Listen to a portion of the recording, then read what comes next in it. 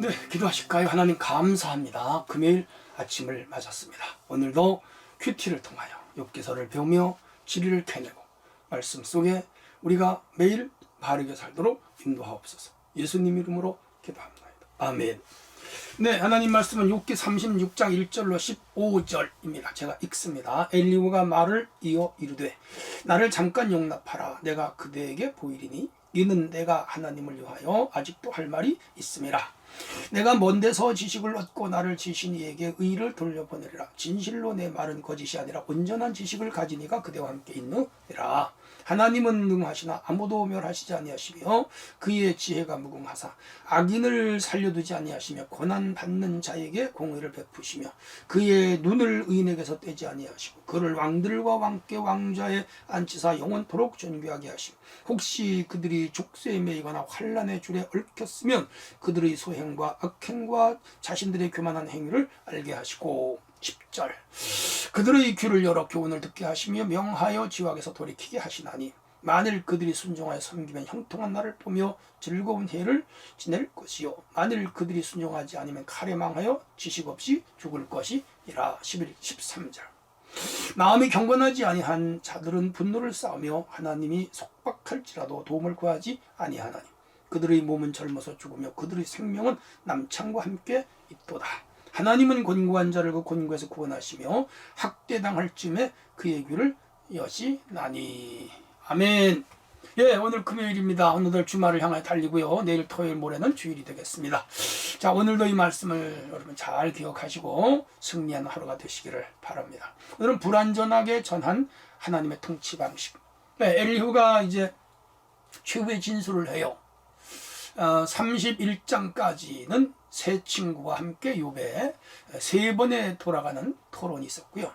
32장부터 37장까지는 엘리후가 툭 튀어나와가지고 자기 논리를 다른 사람이 끼어들 틈 없이 일장 연설 형식으로 쫙 풀어나가는데 그 내용들이 일부는 맞고 일부는 틀리다. 그렇게 우리가 말해요. 오늘도 여기 이의 주장이 이렇게 쭉 문장을 보면 다 옳은 것 같은데 그러나 여기에도 하자가 있습니다. 그래서 불완전하게 전한 하나님의 통치 방식이다. 그렇게 볼 수가 있죠. 우선 1절로 4절에 보면은요, 엘리후의 이제 최후의 그 주장으로서 욥의 말을 한 번도 인용하지 않아요. 자기가 생각하는 것만 쫙 얘기하는 형식으로 그렇게 썼습니다. 잠깐 나를 용납하라 2절이에요. 내가 그대에게 보이리니 이는 내가 하나님을 위하여 아직도 할 말이 있다. 자기가 하나님의 대변자가 되어서 하나님에 대해 할 말이 있다. 뭐 이런 식으로 말하는 거지요.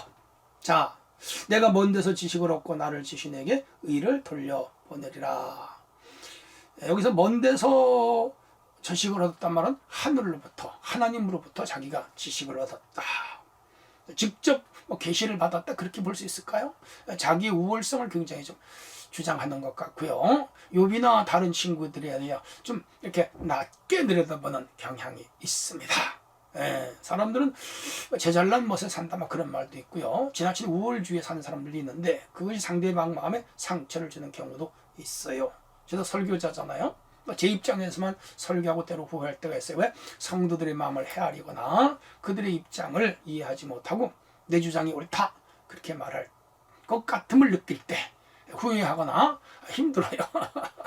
그런데 인간의 연약함입니다. 그러나 이런 것조차를 느끼지 못한다면 그건 문제가 있지만 또 저기 스스로 제가 느낄 때 바로 회개하고 또 새롭게 고쳐가는 그렇게 살아왔습니다. 자, 오늘 이제 4절 진실로 내 말은 거짓이 아니라 온전한 지식을 가진 이가 그대와 함께 있느니라. 하나님이 자기와 함께 있고 하나님이 당신들하고도 같이 있는데 내 말은 하나님의 말씀에 대한 나의 대변이다. 그런 주장을 하고 있습니다. 다시 말하면 자신의 지식을 온전하다고 그렇게 주장하는 것이죠.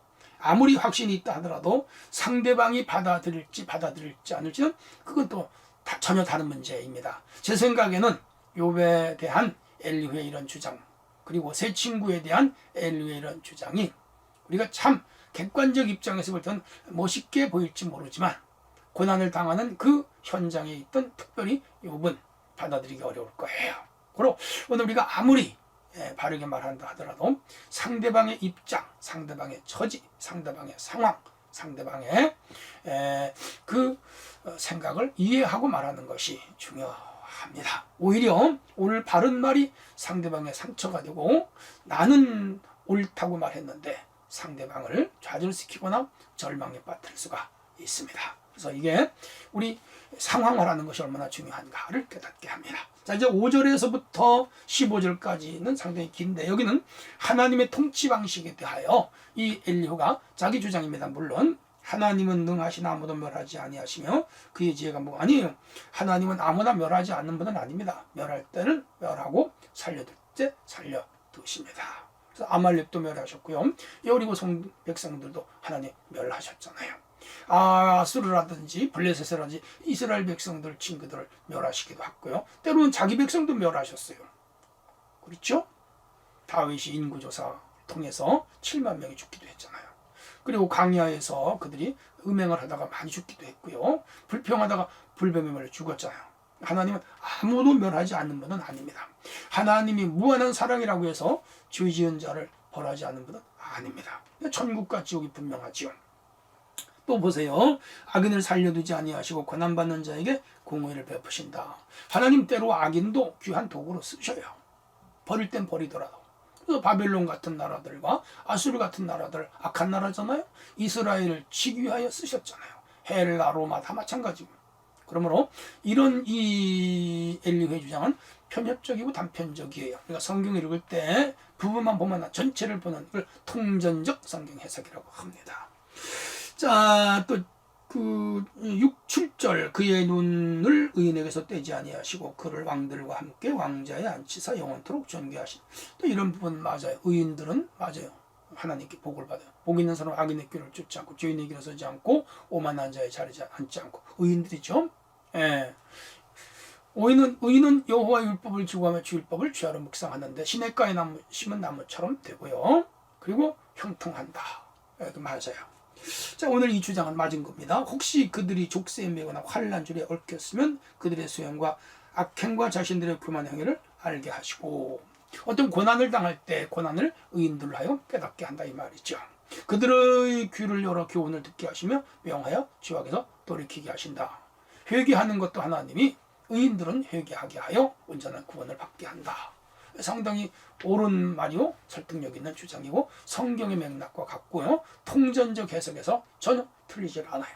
만일 그들이 순종하며 섬기면 형통한 날을 보며 즐거운 해를 보낼 것이 맞아요. 성경은 계속 순종하면 축복, 나가도 복을 들어가도 복을 떡반죽 그릇 복을 우양의 새끼가 복을 받고 몸의 소생이 복을 받고 위에 있고 아래 있지 않고 머리도 고 꼬리디지 않고 대적이 한 길로 왔다 일필토막 다 형통한다 그랬죠.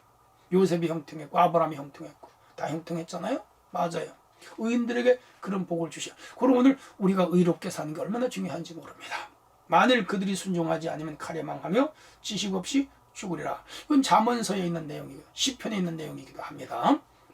순종하지 않으면 칼에 망한다. 신명기에서 언약 때도 이 말씀을 하셨죠.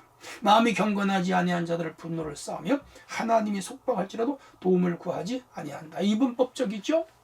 대칭 구조지요. 의로운 자는 복을 주시고 악한 자는 저주를 준다. 의로운 자는 축복을 받고 악한 자는 하나님 물리친다. 계속 같은 성경적 논리로 이 욥은 엘리후는 말하고 있어요. 그들의 몸은 젊어서 죽으며 그들의 생명은 남창과 같다. 이게 악한 자들은 그렇게 된다 이런 얘기죠. 하나님은 곤고한 자를 곤고에서 구원하시며 학대당할 즈음에 그 귀를 여신다. 하나님의 자비, 하나님의 긍휼, 하나님의 사랑을 여기서 지금 끄집어오고 있죠. 맞아요. 이런 주장이 다 맞습니다. 그래서 엘리후의 이런 주장들이 전체적으로 볼 때 맞은 부분이 굉장히 많아요. 프로테지로만 90% 이상 될까? 그렇게 말할 수 있습니다. 그러나 상대에 대한 배려가 굉장히 부족했다. 여기 지금 욥이 절망의 상황에 처해 있는데 여기서 이 하나님의 정의, 하나님의 공의, 악인과 죄인, 필벌과 필상 그걸 말하기 전에 위로해야 돼요. 긍휼히 여겨야 돼요. 논리적인 근거를 들이대거나 자기 주장을 아무리 맞다 하더라도 이 욥이 당한 이 환경에서는 이렇게 말하면 안 됩니다. 예를 들어 제가 신방을 갔는데 어떤 큰 어려움을 당했어요. 그분이 예를 들어 평소에 뭐 술을 많이 마시고 죄를 많이 짓고 나쁜 짓을 많이 했는데 고난을 당하고 어려움을 당했다. 그러면 거기서는 그냥 위로해야죠. 아유, 힘내세요. 다시 일어설 수 있습니다. 하나님이 도와주십니다. 긍휼을 베풀어 주실 것입니다. 용기를 내세요. 그리고 힘을 내라고 기도해주고 오면 돼요. 거기에서 와라고 말이야. 당신이 죄를 짓고 나쁜 짓 할 때 내가 알아봤다고 얘기하라고. 그러면요, 그 사람은 영원히 떠납니다. 누구를요? 하나님을요. 그래서 오늘 이 상황에 얼마나 맞게 말을 하고 사람을 얼마나 이해하느냐, 이게 중요한데, 인류의 주장들은 그의 논거의 핵심 팩트도 조금 잘못됐지만 상황에 대해서는 아주 잘못됐다 하는 걸 우리가 알 수가 있습니다. 오늘 코로나 시대에 참 어렵게 살아가는 우리 이웃들입니다. 그러므로 그들에게 공정한 논리적인 잣대를 들이지 말고 그냥 위로하고 격려하고 잘잘못을 따지지 말고 덮어주고 용납하는 그런 사랑이 있으면 좋겠습니다. 오늘 하루도 주 안에 승리하시기를 바랍니다. 하나님 감사합니다. 이렇게 하여 오늘 금요일까지 또 큐티 5회를 저희들이 영상으로 봤습니다. 말씀을 새기고 어떤 어려움이 와도 끝까지 믿음을 지키게 하시고 하나님 사랑하고 교회를 사랑하고 영혼을 사랑하는 우리 모두가 되게 하옵소서. 예수님의 이름으로 기도합니다. 아멘.